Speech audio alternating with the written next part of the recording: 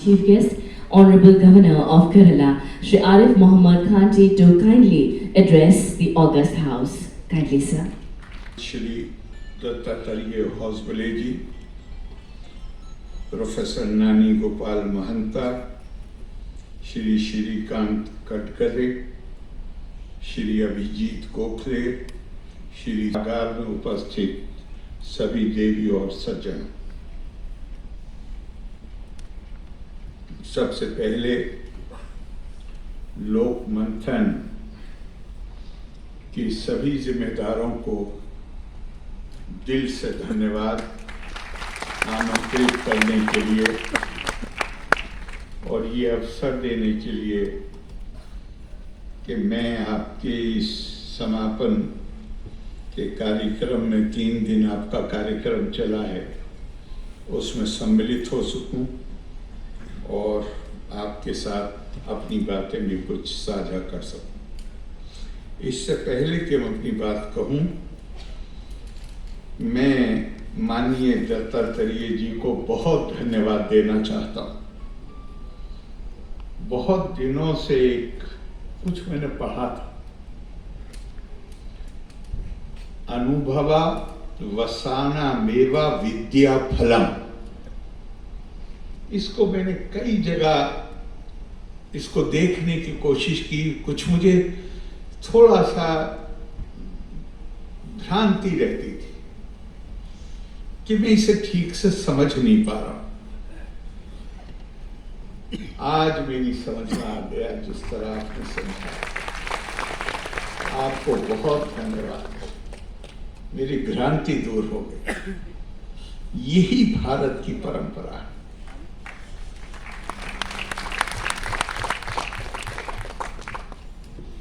हमने तो भारत में जो सिखाया गया है वो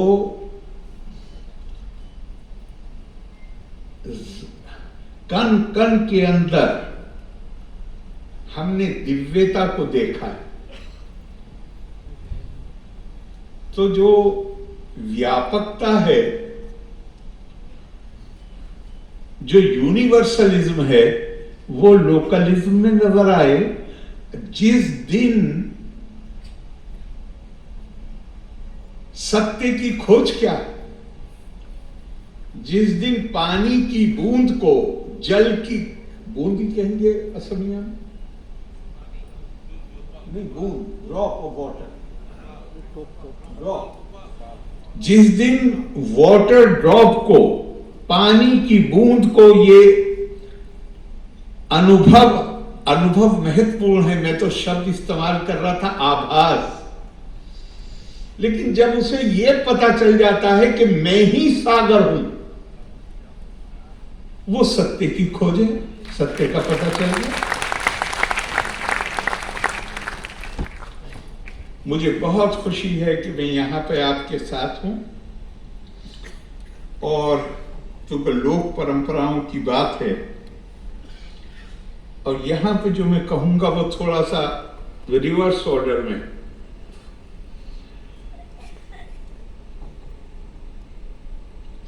बहुत जमाने से अभी हमने किताबें रिलीज करी हैं, उस विषय का भी इससे संबंध है। नारी हमारे लिए अबला हो गई थी, कमजोर, शक्तिहीन।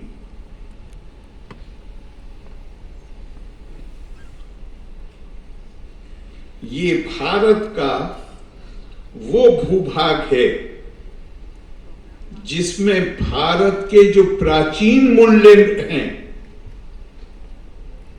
जिसमें मातृ शक्ति को ही शक्ति माना गया है, उसी को सरस्वती माना गया है, उसी को लक्ष्मी माना गया है, लोक परंपरा के ही रूप में सही, लेकिन आपने उस परंपरा को जिंदा रखा है। हमने तो बाकी हिस्सों में हमने उसे अबला बनाया। तो ये और वास्तव में यही भारत की के जो प्राचीन मूल्य हैं, जो सभ्यता है, उसका संदेश ही ये है। पूजा सब जगह जारी रही, नारी के रूप में सरस्वती, लक्ष्मी और शक्ति को सबने देखा, लेकिन व्यवहारिक स्तर पर उसको अबला बना दिया। आसाम ने, और अगर इजाजत देंगे तो मैं कहूंगा कि दक्षिण में केरला ने व्यवहारिक तौर पे भी मातृशक्ति को प्राथमिकता दी।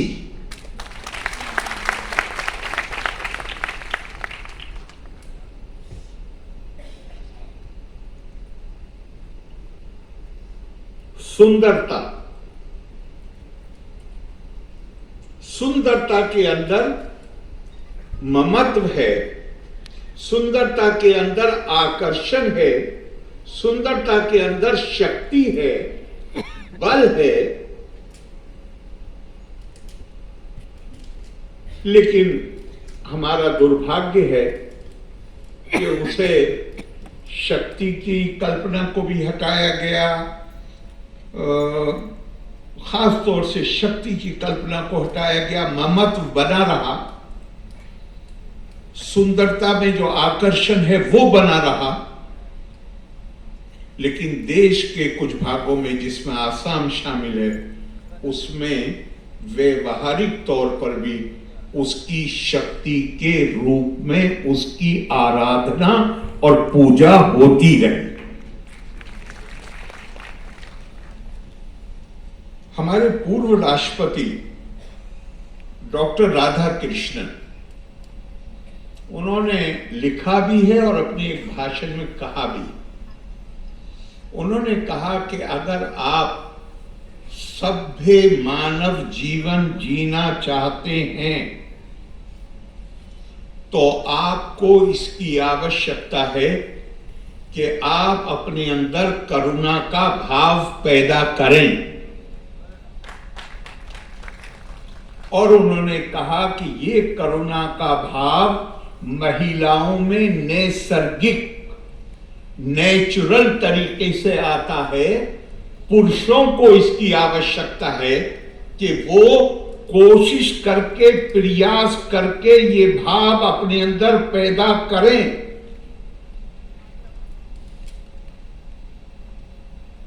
और शक्ति और करुणा का जब वो मिलती हैं तो मैं समझता हूं कि वो सभ्यता की पराकाष्ठा। दो छोटी छोटी सी आपको मिसालें देता हूं। Great characters of Mahabharat. Mata Kunti, जब पांडवों का राज स्थापित हो गया, बहुत सालों के बाद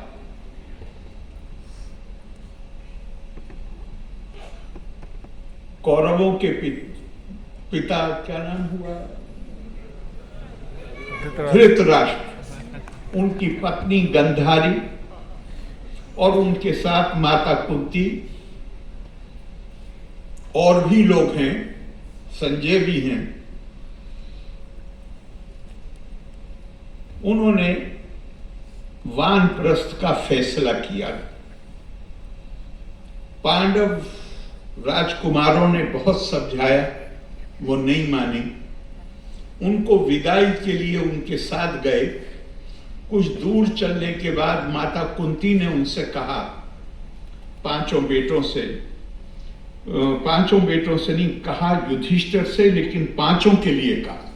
धर्मराज युधिष्ठिर से कहा, निर्वत सुआ कुरु श्रेष्ठ भीम सिया दिभी सहा धर्मेते ध्यातम बुद्धि मन सते महदस्तुचा। मतलब हमारा फैसला, हमें तो वन जाना, हम नहीं रुकने वाले। इस तुम्हारे ऊपर जिम्मेदारी है लोक संग्रह की, शासन की जिम्मेदारी। इसलिए तुम अब भाइयों को लेके वापस जाओ और शासन तुम्हें कैसे चलाना है। मन सते मह दस्तुचा, तुम्हारा दिल बड़ा होना चाहिए, जिसके अंदर सबके लिए जगह होना चाहिए। मन और मस्तिष्क बड़ा होना चाहिए। ये शक्ति और करुणा का मिश्रण नजर आता है। अब इससे पहले महाभारत की ही लड़ाई में पांडवों के जीत जाने के बाद अश्वत्थामा ने रात के अंधेरे में उप पांडवों की हत्या कर दी और लोगों को भी मार दिया रोष में। और श्रीमद् भागवत में आता है कि जब निसंतान होकर द्रौपदी विलाप कर रही थी, अर्जुन सामने आए और कहा, द्रौपदी अब रोना बंद करो, मैं अभी जाता हूं, अश्वत्थामा का सर हथेली पे लेके आता हूं, तब तुम्हारे मन को संतुष्टि मिल जाएगी। और ये कह के अर्जुन जैसे ही पलटे, द्रौपदी ने जाते हुए अर्जुन को पकड़ लिया और कहा, मां रोदित अस्य जन्नी गौतमी पति देवता यथा अहम मृत्युत्सा आर्ता रोदिन में शिरोमुखी मुहु। अर्जुन, ऐसा हरगिज मत करना, मैं नहीं चाहती हूं कि मां गौतमी को भी निसंतान होकर मेरी तरह रोना पड़े। और जाते हुए अर्जुन को रोक दिया। आप इसकी कल्पना कर सकते?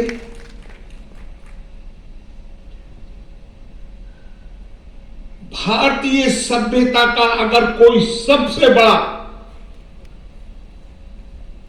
संदेश है तो वो ये है कि जो तुम्हें खुद को नापसंद है, आत्मना प्रतिकूलानी परेशान ना समाचारे, जो तुम्हें खुद को कष्टदायक है तुम्हारे लिए, वो कभी दूसरे के साथ मत करना।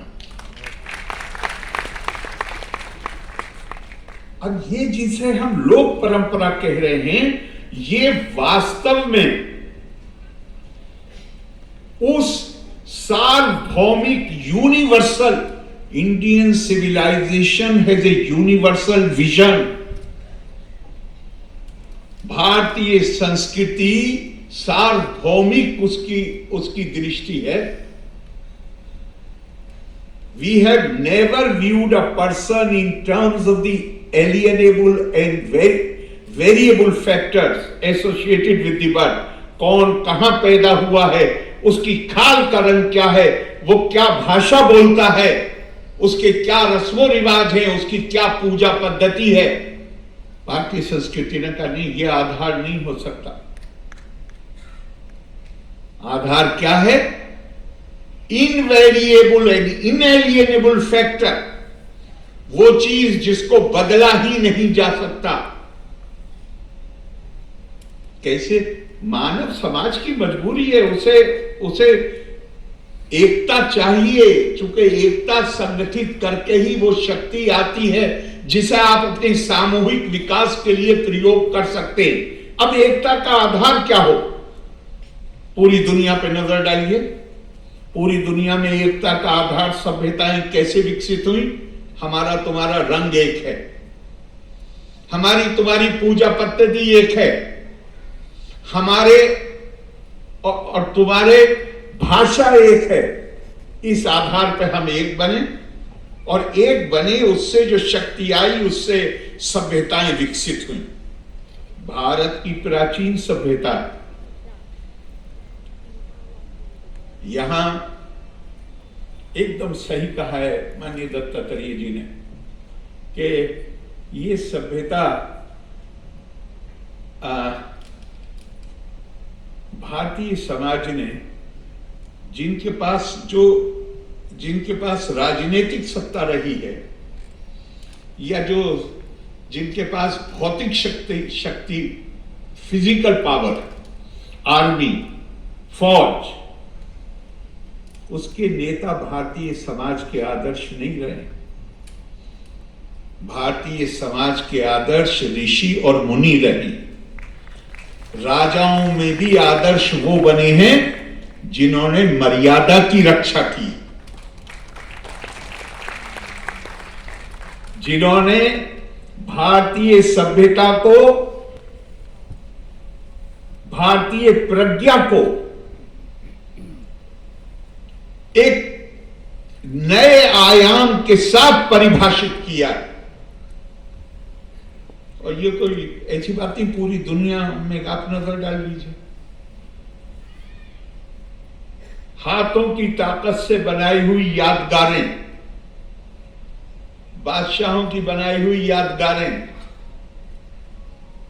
भौतिक शक्ति से जो निर्मित होती हैं, दुनिया में पता नहीं कितनी बिल्डिंगें बड़ी शानदार बनाई गई और खत्म हो गई, लेकिन मानसिक ताकत से जो मॉन्यूमेंट बनाए गए, जो यादगारें छोड़ी गई, वो हजारों हजार साल गुजर गए, वो कभी खत्म नहीं।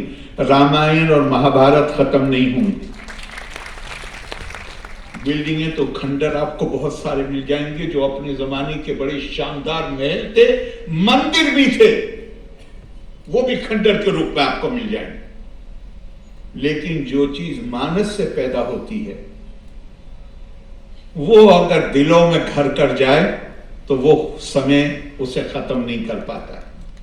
गुरुदेव रविंद्रनाथ टैगोर ने अपने एक भाषण में ऐसी सुंदर बात कही है। उन्होंने कहा कि भारत सच्ची आजादी, स्वतंत्रता तब तक प्राप्त नहीं कर सकता जब तक ये नहीं स्वीकार कर लिया जाएगा कि भारत की बुनियाद मानस में है। India cannot attain true independence unless it is recognized that her foundation is in mind, which with its diverse powers and confidence and those powers goes on all the time creating Swaraj for itself। मानस की शक्ति से वो चीज पैदा होती। और दूसरी जगह गुरुदेव ने कहा कि मुझे भारत से अगाध प्रेम है। ये प्रेम इसलिए नहीं है कि मैं भूगोल की प्रतिमा बना के उसकी अर्चना करना चाहता हूं। ये प्रेम इसके लिए भी नहीं है कि मेरा सौभाग्य है कि मैं भारत भूमि में पैदा हूं। मैं इसका अनुवाद कर दूंगा जो मजा आता है गुरुदेव के अपने शब्दों में। I love India not because I cultivate the idolatry of geography, not because I have had the good fortune to be born in her soil, but I love India। और बड़े मीनिंगफुल सेंटेंस है, बड़ा अर्थ योग। But I love India because India has through tumultuous ages, अभी किताबें release करी हैं, India has saved through tumultuous ages the illuminating words which came out of the enlightened consciousness of her children। Bharat के बच्चों की चैतन्य आत्मा से जो शब्द निकले, उनको भारत ने विषमतम परिस्थितियों में सुरक्षित करके रखा। और ये कारण है जिसकी वजह से मैं भारत से मुझे गहरा प्यार। फिर वही बात, हर foundation is in mind, not in physical things. मानस में भारत की बुनियाद है। और ये गुरुदेव नहीं कह रहे अकेले, मुस्लिम परंपरा का अगर आप थोड़ा सा अध्ययन करिए तो प्रॉफिट साहब जो कभी भारत नहीं आए, वो मदीने में बैठ के कहते हैं अजीदू रिहल इल्मी मिन बिलादिल हिंद, मैं हिंदुस्तान की सरजमीन से ज्ञान की शीतल हवा के झोंके आते हुए महसूस कर रहा हूं। I am feeling the cool bridge of knowledge coming from land of India. और उसका नतीजा क्या? अभी यूरोप में रिनेसा पूरी तरह टेक ऑफ नहीं किया था 11वीं सदी तक, लेकिन 10वीं और 11वीं सदी के अरब हिस्टोरियंस, इतिहासकार, किसी को भी उठा लीजिए, तबरी को उठा लीजिए, इब्ने कसीर, इब्ने असीर, इब्ने रुश्द, खल्दून, किसी को उठा लीजिए, हर किसी ने मिलती जुलती बात कही है। दुनिया में 5 बड़ी सभ्यताएं, ईरान की सभ्यता अपने वैभव के लिए जानी जाती है, चीन की सभ्यता अपने कौशल के लिए और शासकों के प्रति आज्ञाकारिता के लिए, रोम की संस्कृति अपनी सुंदरता के लिए, तुर्कों की संस्कृति अपनी बहादुरी के लिए, और भारत की संस्कृति अकेली है जो ज्ञान और प्रज्ञा के संवर्धन के लिए जानी जाती है। हर किसी ने लिखा, कई साल पहले की बात है, मुझे एक बार, आपने नाम सुना होगा देवबंद, वहां बहुत बड़ा शिक्षण संस्था है इस्लामी, तो वहां नहीं लेकिन शहर में मुझे बुलाया किसी संस्था ने। लेकिन मैंने वहां देखा कि उस संस्था से ताल्लुक रखने वाले बड़ी संख्या में सभा में मौजूद थे, जो मुझे उस वक्त आश्चर्य हुआ, लेकिन थे। तो वहां मैंने इसी बात को कह के पूछा कि क्या मेरा ये कर्तव्य नहीं है कि जिस ज्ञान की के झोंके, जिसकी कूल ब्रीज, जिसकी हवाएं, ठंडी हवाएं मदीने तक पहुंच रही थी, मैं उस ज्ञान उस ज्ञान की जानकारी प्राप्त करने की कोशिश करूं, ये मेरा कर्तव्य नहीं है क्या? असल बात यह है, हमारा सबका कर्तव्य है, मेरा नहीं। चूंकि ये जो अभी भी 3 बार कह चुका हूं कि अभी हमने किताब रिलीज करी है, मैं 4थी बार कह रहा हूं किताब रिलीज करी। जो देश ज्ञान और प्रज्ञा का केंद्र हो, हमारे साथ जो इतिहास में सलूक हुआ, ये समझ में आने वाला है क्या? 500 घोड़े लेके चाय जिधर निकल जाओ और कब्जा कर लो, ये कैसे संभव हुआ?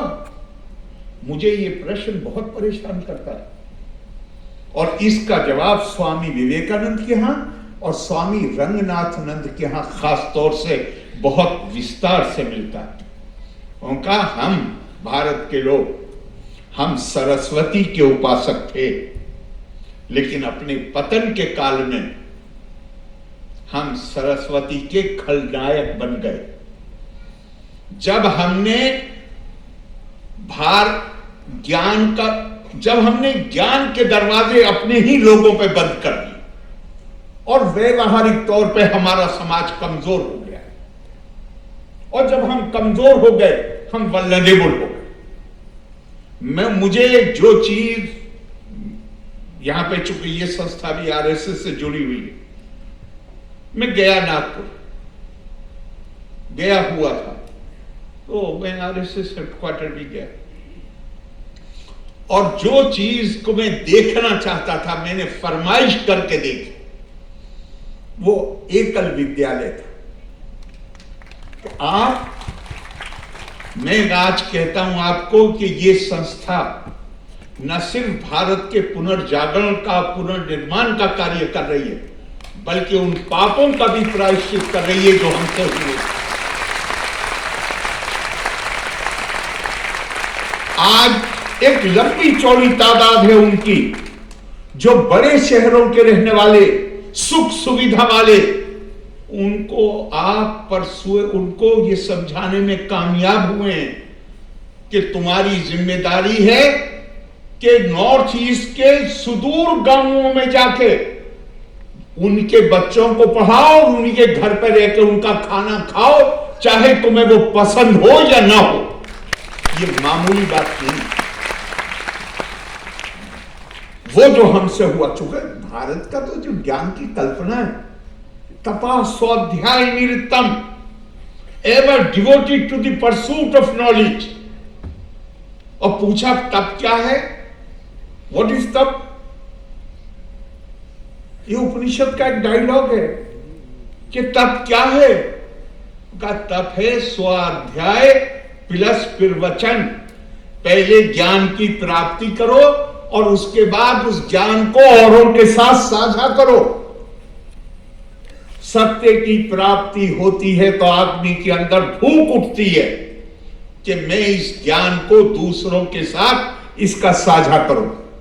और बहुत ही खूबसूरत जो श्लोक है वो तो है, जो एक भारत की सोच है वो तो उसकी अभिव्यक्ति है, लेकिन उससे पहले जो दो वाक्य हैं वो मुझे बड़े कमाल के लगते हैं। कपिल मुनि को जब सत्य की अनुभूति हो गई, अब ऐसे ही लिखा हुआ है, लंबी तपस्या के बाद जब सत्य की अनुभूति हो गई, अब उनके अंदर एक भूख जागी कि मैं इसको किसके साथ साझा करूं। कोई नजर नहीं आया, सामने मां बैठी हुई थी। मां को आवाज देके बुलाया और मां को सामने बिठा लिया। चूंकि भूख है, आपको भूख लगी है तो खाना खाएंगे, चाहे घर पे खाएं या बाहर जाके खाएं, उन्हें भूख है। कोई शिष्य नहीं मिला, जिसने जन्म दिया है उसी को सामने बुला के बिठा लिया।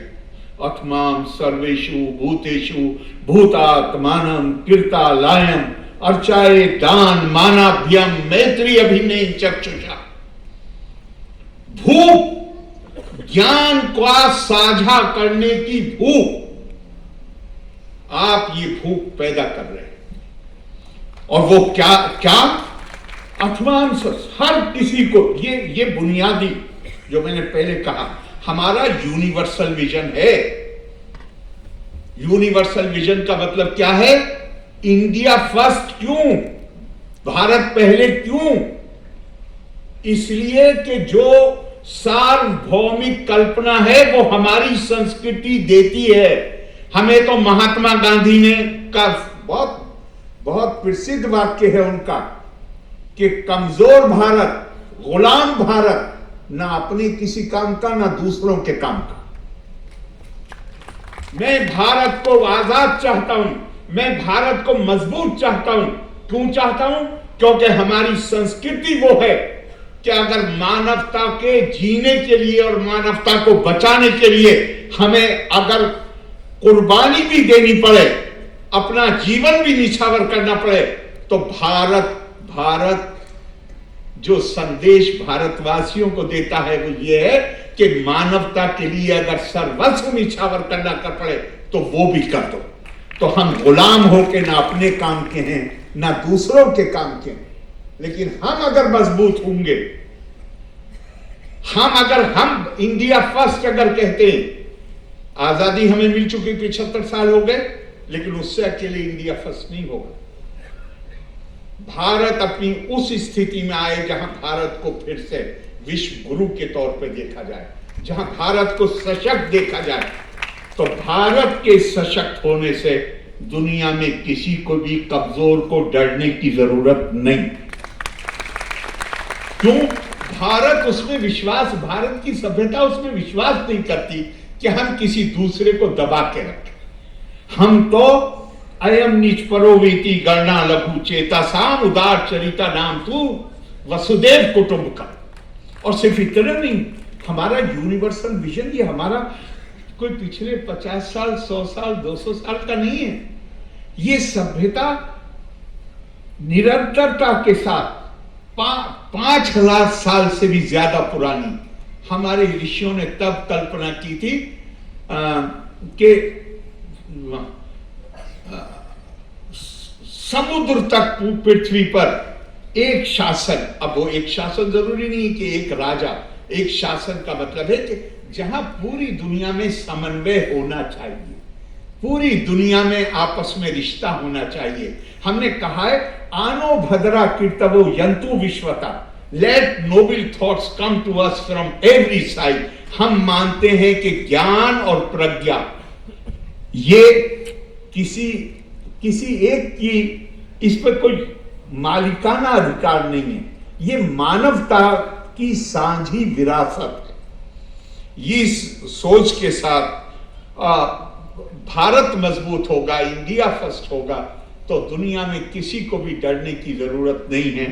भारत दिलों को जीतने में विश्वास करता है। भारतीय सभ्यता दिलों को जीतने में विश्वास करती है। भारतीय सभ्यता हथियारों के इस्तेमाल में विश्वास